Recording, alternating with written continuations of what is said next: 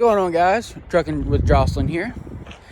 I'm here in Phoenix, Arizona, and what I have here in my hand, if I can show you guys, is the new key to my brand new truck. When I say brand new, I don't mean brand new to me. I mean it's brand new. I'll show you in a minute the odometer, just so you know it is actually brand new. So what did I get? I got a Kenworth. I got a brand new Kenworth T680. Let me flip the camera around and I'll show you around. Oh, here's the truck. It's a little dusty. It's been sitting a while. So there's the truck number, 362281. Just got done cleaning the headlights and some of the chrome. Clean the mirrors. Take a walk around. It's a nice little truck. It's brand new. Grease is a little dry. I'm gonna have to run through the inspection lane, get a spare tire throw on, get some fresh grease put on the fifth wheel. But man, look at those rims, nice and shiny. Might have to go get me some little chrome covers to stick on there, make it look a little better. Side box, moved into it already. Spent the last 2 days moving in. Def tank, steps, pull a sliver. Access to batteries. This does not have the pack car. This does have a Cummins, which is awesome. So first thing you see when you open up the door is, well, the digital dash. The brand new 15-inch LCD digital dash. Crawl up in here, go wide angle, get your new next gen smart steering wheel, get your ELD, your smart drive panic button. I got my Sirius XM set up there above the light switches, phone holder and GPS over here, air horn, CB, and then your keyholes over here. Fire it up, close this door.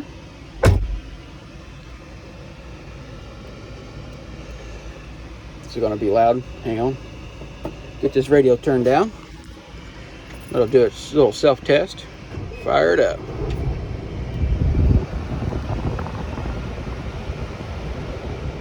Turn the AC down.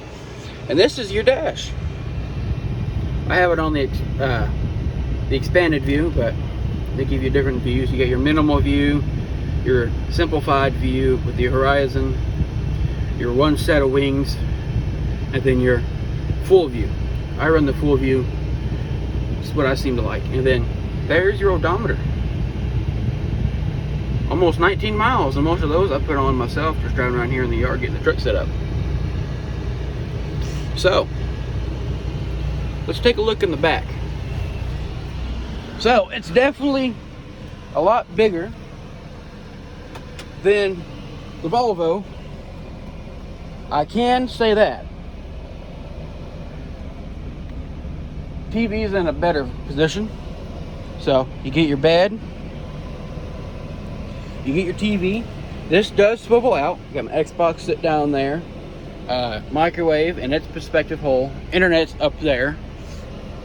So this TV swings out and goes to here. I got my fan right there. These two drawers down here are filled up with food. This one is empty for right now. And then I got my fridge here. It's got drinks in it right now. And then some water. You get your closet here. Got my stuff in here. And for storage, that's almost about it. You get these cubby holes here, this cubby hole here, this cubby hole here, this big cubby hole here, which is kind of skinny, and another door. You get the top of this, and then the top of that. And then you got your inverter power outlet there. I kind of wish they would have went and got the studio package. Would have came with the doors and with the windows in them and a factory inverter and power outlets already put into the truck in places it needs to be. But they got the base model. Go figure, night transportation. But you get your two vents, you get your constant floor vent down there, get your two speakers, They're not the best. They sound okay. I'll leave it at that. Then you get your control panel. Brighten this up. You get your refrigerator, your lamp for your dome. Feature that I love. Lock the doors. Here's your clock. Your AC controls. Then this isn't the power management system since it didn't get the studio sleeper package. This is Kenworth Auto Start.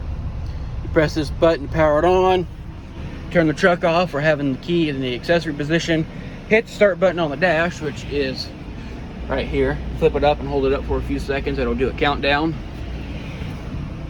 And then you come back here, turn it on, set your temperature, hit enter. It does this all automatically once it's set. You get a cubby hole down here. Get my inverter controls up there. I'm gonna have to put some tape or get some tint and stick on that because at night that's bright. Because I have to leave it on for the fridge. I got it strapped down. You know, got some drinks in there. Need to get some food shoved up in there. Got a nice size freezer, so I don't have to worry about this freezer being too small, which this freezer might be a little bit bigger than the Volvo. And then I'm going to use this top bunk for storage. I got to finish getting this set up, but that is about it for this top bunk. I just got to get it set up and get some more storage put up here. Go to Walmart and buy some storage bins. Other than that, I have not done a load in this. I've not picked up anything in this, and it's very, very spacious. The sleeper area, I can crawl out of bed and stand up comfortably. I can walk through here comfortably and be very, very, very comfortable. So let me just turn this around. Well, you know what? Let's show you how this auto start system works. So turn the truck off or having the accessory mode. I'm gonna pull the key out, toss it in the cup holder. Gives you a drive summary, idle hours, cruise control hours. Pretty neat, pretty neat. Throws your refrigerator light on. Tells you your battery voltage and your percentage, your park, and all that. So, enable it. You just come over here, flip the switch up, and then press and hold up on it. And then it'll start this little process. You keep holding it until it does its countdown. You got to turn everything on.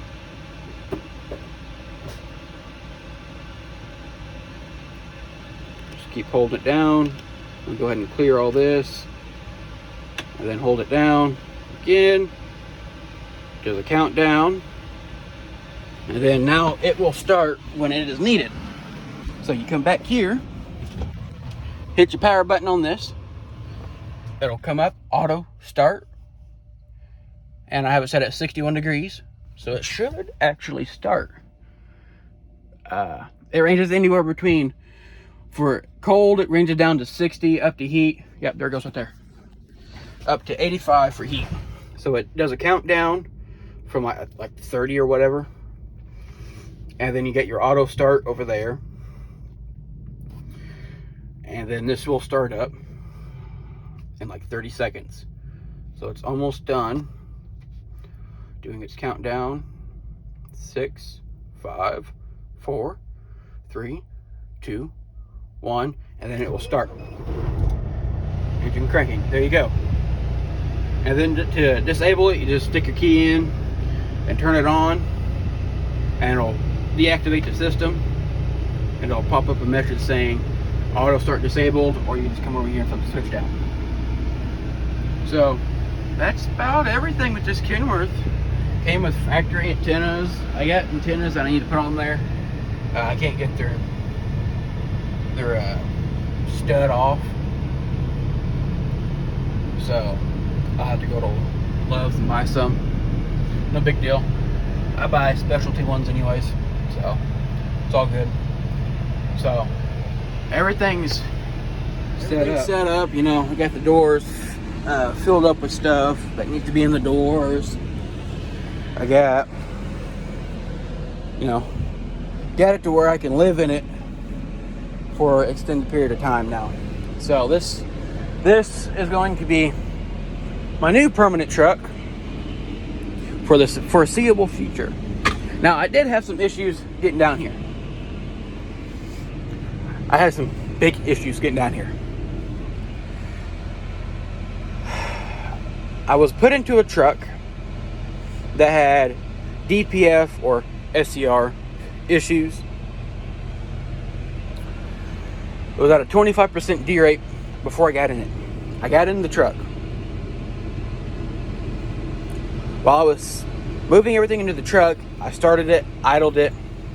It wouldn't idle for more than 3 minutes. Okay, maybe it's just the idle shutdown system. It had a Cummins as well, but I don't think it did. I just think it was shutting down because the SCR system in it was faulty. Because this truck will sit here and idle all day with the key.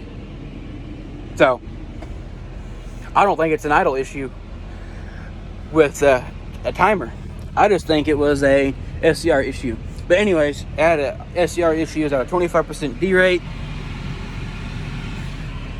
Made it through a check engine light for a doser nozzle. I read the code because I was an ex-Cummins mechanic. I was able to pull up the code and figure out what code it was, and it was a doser nozzle code. And went inside. They said, call breakdown, see what they say. Breakdown said, throw it in manual and drop a gear when you get to the interstate. So I did. I did exactly that. I did everything they told me to. And truck made it almost to Oklahoma City. Went into 40% D rate. Called the terminal. Hey, this truck's at a 40% D rate now. I'm gonna call breakdown and let them know and see what they say. Called breakdown. Okay, it's at a 40% D rate. You're not gonna make it to Phoenix. Turn around, head to Hutchins, Texas. I'm not gonna make it to Hutchins, Texas, man. Yeah, you will. Okay, I'll head that way. Call the terminal. Hey, I'm heading towards Hutchins. I need a fuel solution so I can get to Hutchins. Alright, where at? I'm right here on I-40. Just get me a fuel solution on I-40 and Morgan Road. There's a TA, there's a Flying J, there's a Pet Pilot, not a Petro, and there's a Love's. Okay, here's your fuel solution. Just get your fuel and get down there and get the truck fixed. Should be a in and out kind of deal. That's what the breakdown guy told me. He said, just a sensor in and out. I said, okay, that's good. Get me in and out so I can get this load off me and switch into my new truck. Stop, got fuel. Turn the truck off. Filled it up all the way because I was supposed to drive that truck to Hutchins and then Phoenix, where I'm at now, at our Phoenix terminal. Turned the truck on, started it after I got fuel and DEF. Bing, bing, SCR system, critical fault, stop engine. Yeah. How do you think that ended up? 5 miles an hour. Driving around in the truck stop, found a parking spot, pulled into it, called the terminal manager. Yeah, I ain't gonna make it. It's at a full D rate. You called breakdown yet? Now I wanna let you know first. I said, okay, call breakdown. Called breakdown again. Said, okay, just ignore it. I drive trucks all the time with a shutdown. No, you don't. Because if it's a shutdown, it's shut down. It's a 5 mile an hour D rate. He said, just ignore it. Just get it down here to Hutchins so we can get it fixed.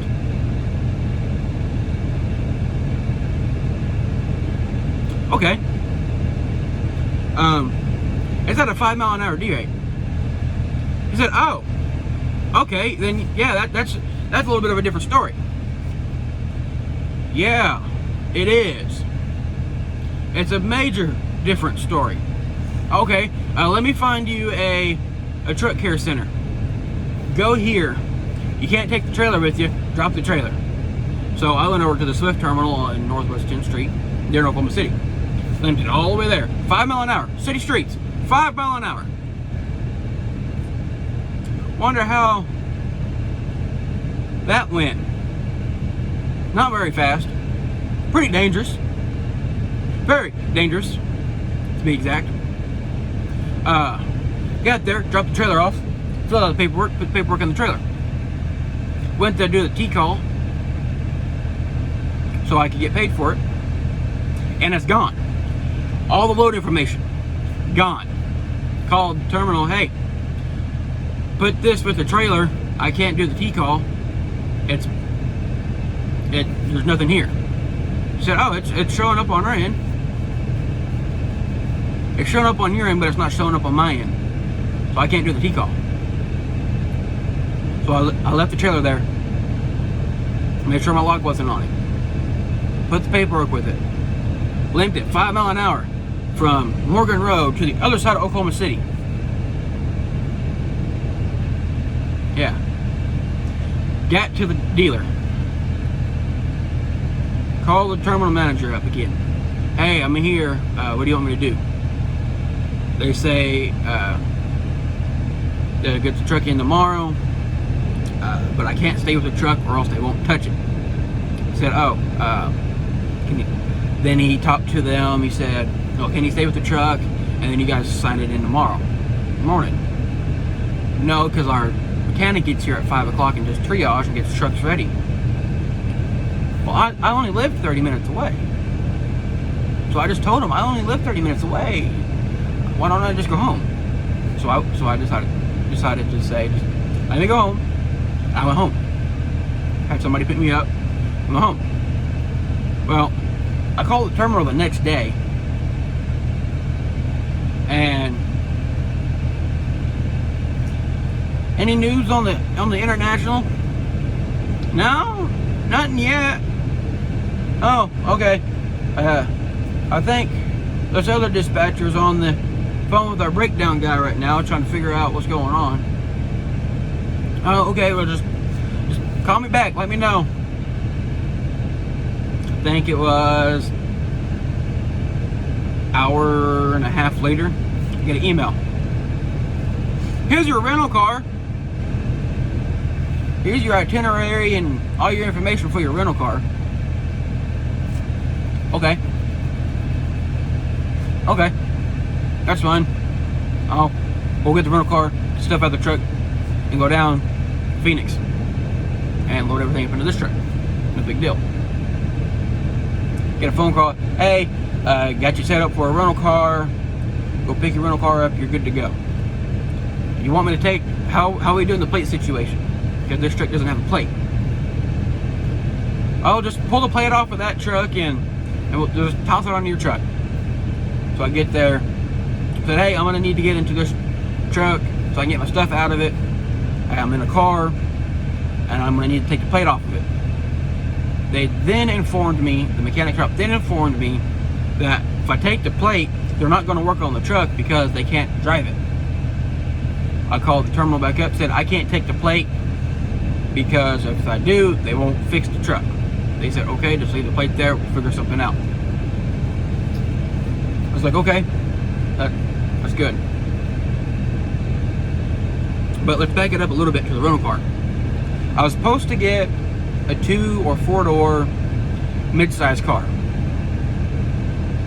I ended up getting a 2-door 2022 or 2023, can't remember, I think it was a 22 Dodge Challenger. I was hoping I'd get a 4-door Kia Optima or something I can fit my stuff in. You know, I got that mini fridge. I got everything crammed in that car. Went and bought a set of straps. That green strap you see up there is the one I use to hold the trunk down. Got the fridge shoved into the trunk. closed it down, strapped it down, and then made my way out here.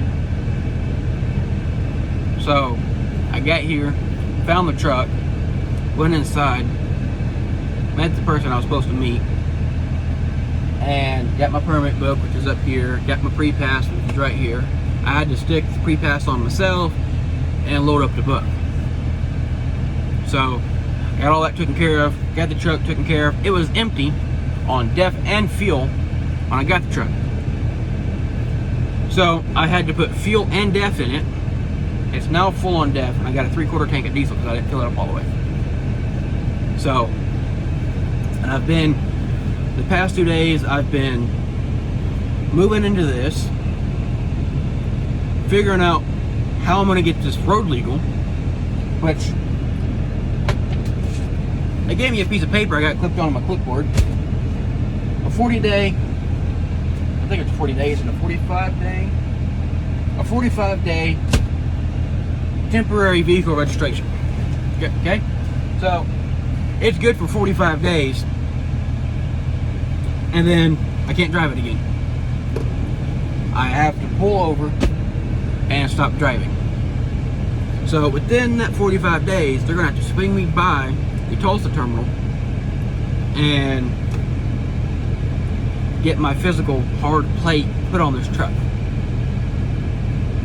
Shouldn't be an issue, right? I don't know.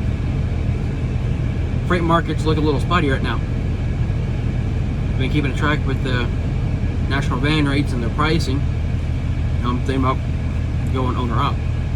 That ain't gonna happen anytime soon with this freight market. And the price of trucks is still a little too high. So I moved out of the Volvo into an International that was bound to shut down on me in the middle of nowhere if I did make it out of Oklahoma. Thankfully, I only broke down 135 miles, approximately 135 miles from where I started, which is Tulsa, Oklahoma, in the Tulsa terminal at a Flying J truck stop, not in the middle of Texas, Amarillo, you know, somewhere where I'm in the middle of pulling a load with a truck that I shouldn't even be driving in the first place. And it was a whole fiasco. Got the rental car, got out here, drove 14 hours straight here, got the rental car. They paid for the rental car. Now get this, they paid for the rental car, but they wouldn't pay for the gas.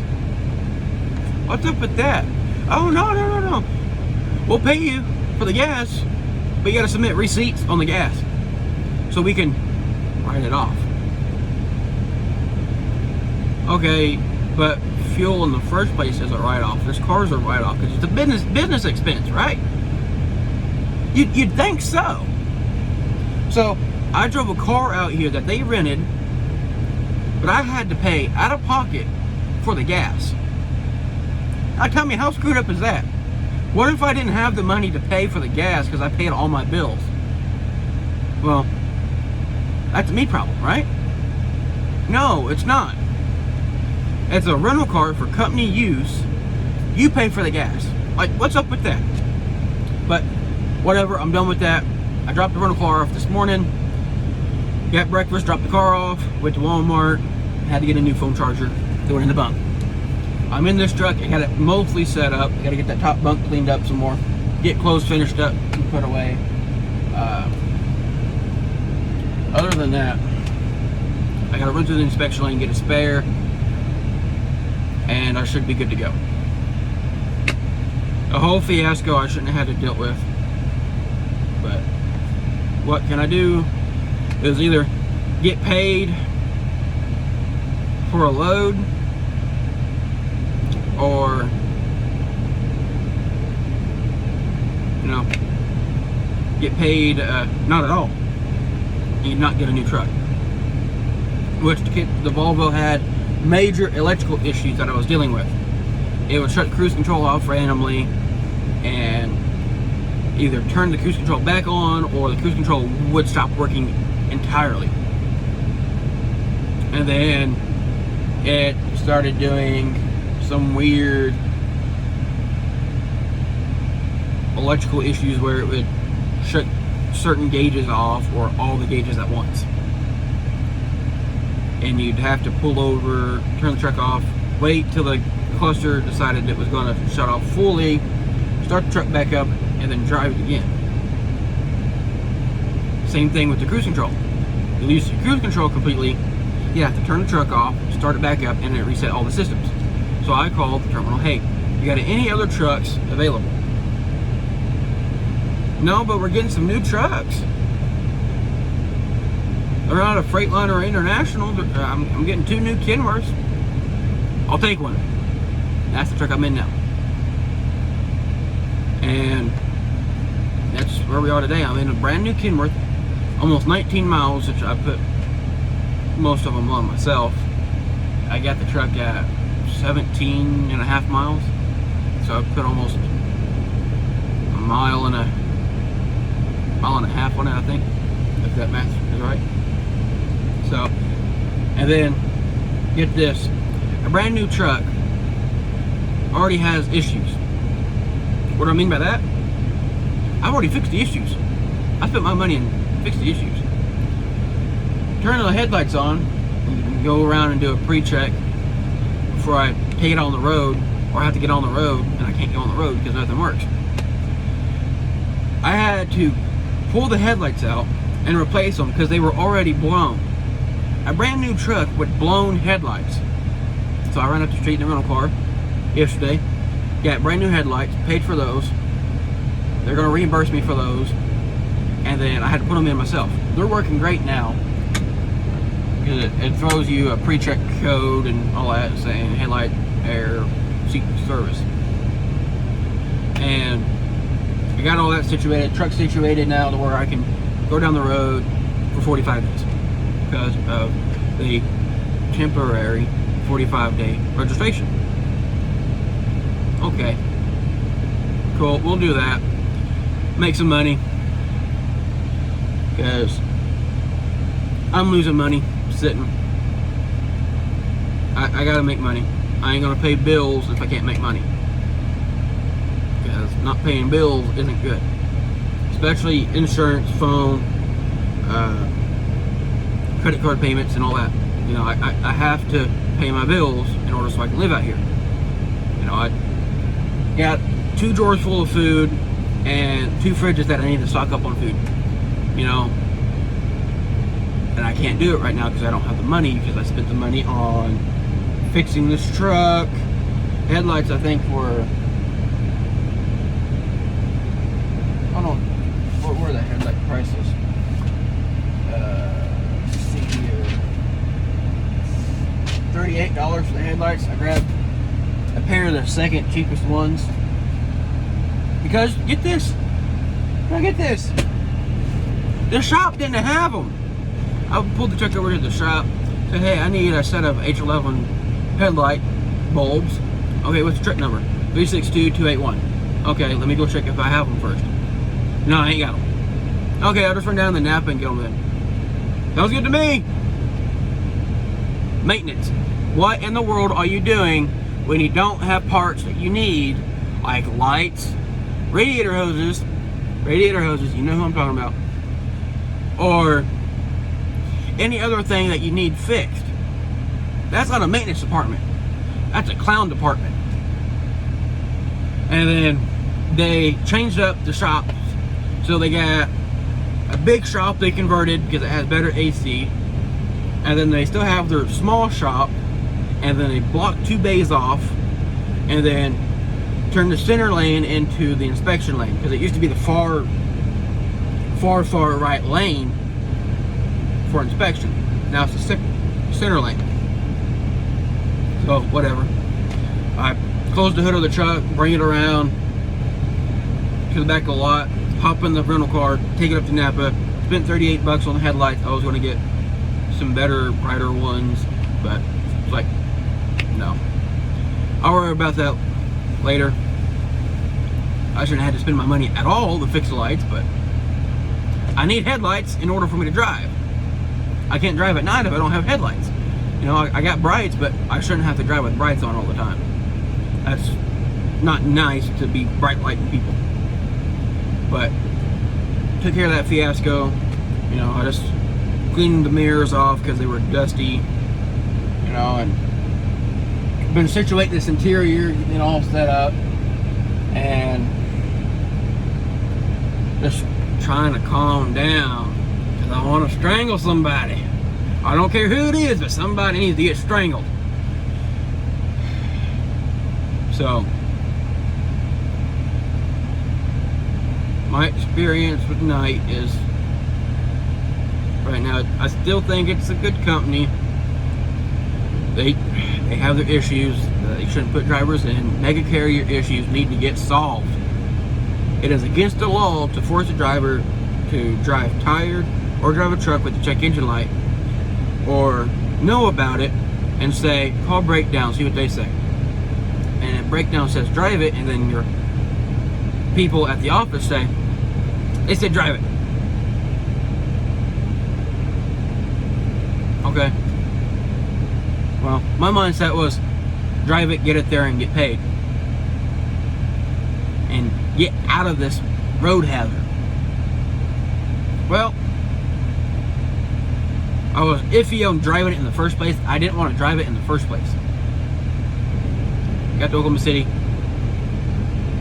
I can't go nowhere. Oh well. On you. Not me. I told you about it. I even put it on the E-log. Check engine light. Doser nozzle air. SCR. 25% D-rate. I put it in the logs. So if I got stopped for any reason, I put it in the E-log on the inspection. So it's legally there. That truck's in Oklahoma City right now. I don't know if they've even touched it. I don't care. I don't want to see the truck. I don't want to hear about the truck. I'm in my truck. Leave me alone. Right? But anyways, hopefully I have some better experience now that I'm done moving trucks. Right? Move into one truck, drive it down here, or moved into another truck. Well, that doesn't work, so put it in a shop, pull your stuff out, rental car, go down there. Move into this truck, drop the rental car off, good to go. Now, I think I'm set. I'm fixing to go get a load from, let's see here, got it in my notebook. I think it is Buckeye, Arizona. Yeah. Picking up from Buckeye, Sam's DC, and taking it to a Sam's store in New Mexico. So hopefully this goes smooth and I can just be done with the nonsense I shouldn't be in. Right? So just push through and persevere, you know. Make the money you need to make so you can pay your bills and shut up. Right? Cool. Anyways, that's the new truck and my rant. I didn't want to make the video, but I just had to put it out there. You're going to have some mega carrier experiences working for a mega carrier. You know. Do better. Honestly. Training program was the only, so far, very successful program that they've had to use so far that I've understood. But, do better. Come on, Knight. I know you can do it. Just do better. If you're interested in becoming a night driver, let recruiting know Jesse Jocelyn sent you and use the driver code 27316. This is my rant and my truck review. I'll post a video on taking my first load, doing an update on how it did. Anyways, don't forget to like, comment, subscribe, leave a comment suggesting the video's topic that you want me to talk about, and I'll see if I can't get to it. Anyways, Trucking with Jocelyn, out.